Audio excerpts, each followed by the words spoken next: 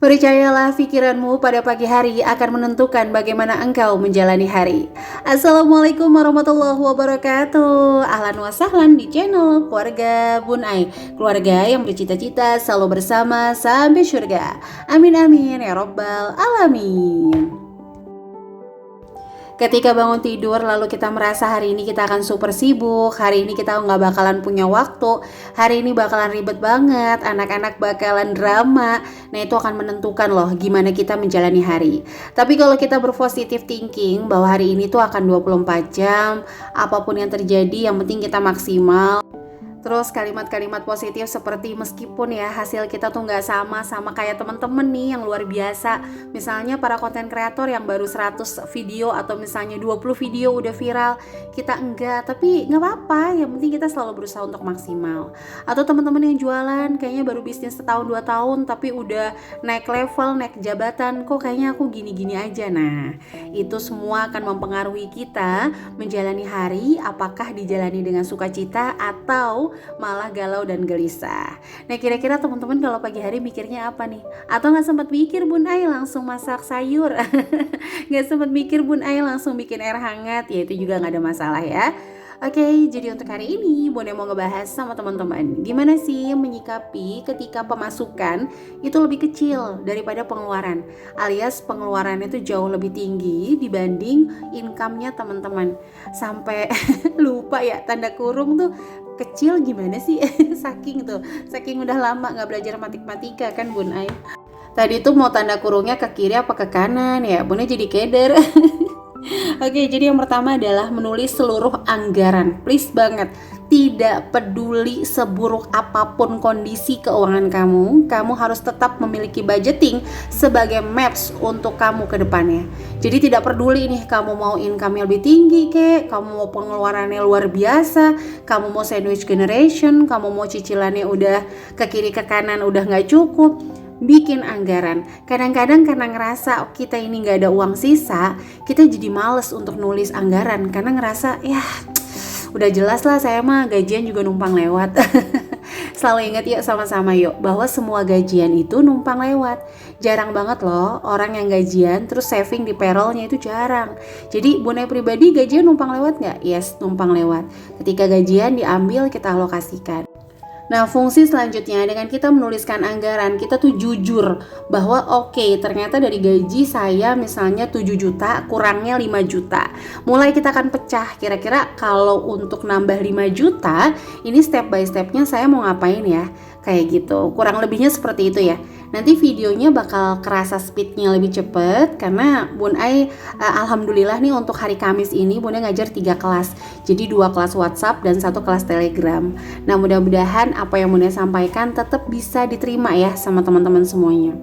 Oke lanjut, yang kedua adalah mulai jujur dan fokus. Jadi jujur, apa sih kekurangan kita? Nah ini harus tahu dulu nih, apakah diakibatkan sama kebutuhan atau kesalahan dalam langkah. Sebagai contoh nih, misalnya gajinya 2 juta, anaknya 5. Nah otomatis dong kalau memang ternyata nggak ada yang sisa, ini wajar banget. Karena anaknya 5, income yang ngepas, berarti kan karena kebutuhan. Atau karena kesalahan dalam langkah, income-nya tinggi, cuman pengennya ringkas aja. Pengen misalnya hari ini pengen tas, ya udah beli ngutang. Hari ini pengen ganti handphone, ya udah kredit. Hari ini pengen ganti mobil, ya udah nyicil. Misalnya kayak gitu. Itu namanya kesalahan dalam langkah. Kita harus jujur dulu, karena kalau nggak jujur, itu bakalan susah. Semua treatment keuangan ya di Smart Mom Class.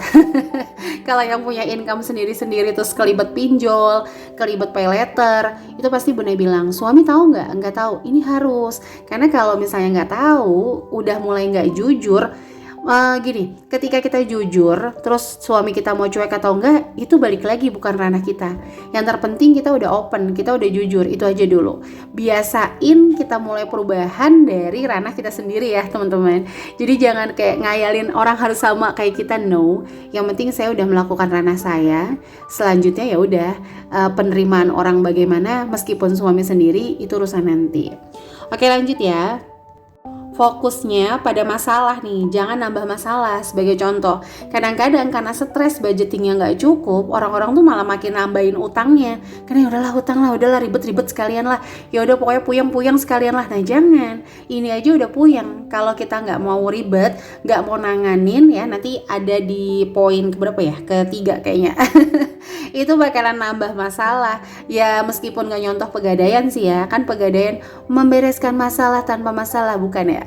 Bukan ke situ. Cuma kita harus mulai fokus nih bahwa masalah kita banyak hutang. Nah berarti kan jangan nambah masalah dengan jangan nambah hutang lagi. Nah selanjutnya adalah fokus untuk memperbaiki diri, lalu jujur dan mencoba mengetahui kebahagiaan. Sesekali ya kalau ngobrol sama orang lain begitu menarik, yuk sesekali kita ngobrol sama diri kita sendiri. Kita ngaca 10-15 menit, kita ngobrol, kita lihat, kita tatap mata kita. Waduh, asal jangan terhipnotis ya. Kita lihat nih, kita tatap mata kita jujur, apa sih yang membuat aku bahagia?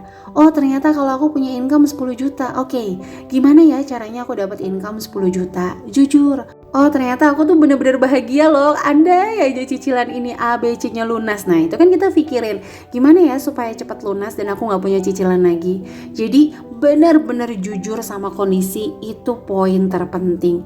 Nah ini sih sebenarnya itu poin penting. Ini poin penting bin penting nih ya. Yang ketiga adalah mau menebus kesalahan. Kalau kemarin kamu ketika kurang ya udah pinjam aja dulu. Ketika mau beli sesuatu ya udahlah gampang nyicil aja dulu. Akhirnya antara pemasukan sama pengeluaran gak imbang, banyakan pengeluaran. Ini kan berarti adalah sebuah kesalahan. Mau tidak mau kita kalau sudah salah wajib mau susah. Itu dulu prinsipnya. Jadi ketika kita salah nih, kita wajib mau susah. Kayak anak-anak sekolah gitu ya. Kalau mau ujiannya bagus, ya mau gak mau belajarnya harus lebih giat. Sama, ketika kita nih ngerasa kita salah, kita harus mau susah.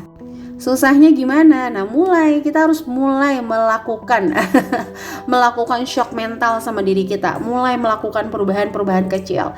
Contoh lah, kalau status WhatsApp-nya tadinya mungkin isinya kegalauan, kegiatan harian, entah mungkin teman-teman lagi ngapain distatusin, karena kita sudah melakukan banyak kesalahan, ini harus berubah, harus susah, mulai promosi, mulai posting-posting. Nanti nggak laku bun, jangan dipikirin gitu. Kalau orang-orang yang setiap hari bawa gerobak bakso, bawa ibaratnya gerobak mie ayam, gerobak somai, mereka bisa loh keliling-keliling gitu tanpa tahu hari ini siapa yang bakal beli. Tuh nggak ada yang pesen. Modal apa? Modal pede, modal yakin. Sama kayak Bun Ai hari ini gitu, ngupload teman-teman yang mungkin subscriber Bun Ai yang nggak kenal jauh-jauh dari Kalimantan, dari Jayapura. Kalau Bun Ai pikirin, mana mungkin ya, aku kan nggak punya teman di Jayapura. Tapi kembali lagi, karena memang kita yakin kok, bismillah, upload aja video pasti ada yang nonton. Yang namanya ada yang jual, insya Allah pasti ada yang beli. Bunda juga buka kelas sama kayak gitu sama Mamsis. Ada nggak yang ikut? Namanya kita belum punya pengalaman. Bunda buka TK juga sama, first time. Ada nggak yang mau sekolah sama kita karena nggak punya pengalaman? Tapi balik lagi, kita yakin kok, bismillah. Masa iya sih Allah nggak tolong? Nah, mulai ya. Jadi dari status yang WhatsApp galau-galau kita alihkan ke promosi. Nah, mulai dari perubahan diri dibanding ngabisin untuk scrolling padahal uang kita udah nggak ada. Mulai dari bebenah rumah, ibadah dan lain-lain. Sehingga Allah tuh melihat gitu ya. Oh iya ini bener nih, berubah nih. Insya Allah Allah tuh pasti kasih jalan. Nah setelah itu semua maka lakukanlah list gitu, list Rizky ya, bukan itu nama Bun Ai Rizky. Bunda itu aslinya Rizky Safrelia ya kan, dipanggilnya Bun Ai, bukan Bunda Ayah tapi Bunda Ayu. Ayu itu nama kesayangan waktu kecil. Curhat Bun, iyalah sedikit nggak apa-apa ya. Jadi setelah itu kita bikin list kemungkinan yang mampu kita lakukan tuh apa sih. Oke, aku harus berhemat maksimal gimana pun caranya. Discuss sama seluruh anggota keluarga, kondisi kita kayak A, B, dan C. Mungkin nanti kamu kalau jajan harus ditahan dulu ya, karena mama lagi dalam kondisi yang gak seperti dulu. Jujur, mulai diskusi. Sekali lagi, tanggapan nanti orang rumah seperti apa, itu ranah yang lain. Yang penting kita udah mulai open. Kedua, mulai income tambahan kita praktek. Gak apa-apa lah, pokoknya promo aja terus. Selanjutnya, mulai kita dengan jalur dunia kita susah nih, kita pakai jalur langit, yaitu tambah ibadah, taubat. Yakin pokoknya jangan lagi kalau Allah ngasih rezeki kita porak-poranda banget ngaturnya, nggak boleh. Terus refresh circle, mohon maaf ya. Udah kayak sirup kelapa nih circle. Refresh circle, refresh pertemanan, itu wajib banget. Dan wajib memiliki tujuan. Ayo tulis tujuannya secara detail sehingga teman-teman itu kalau misalnya nanti hambatan itu muncul, moodnya itu turun, tujuan, ketika ngelihat tujuan itu bakalan ngebooster lagi.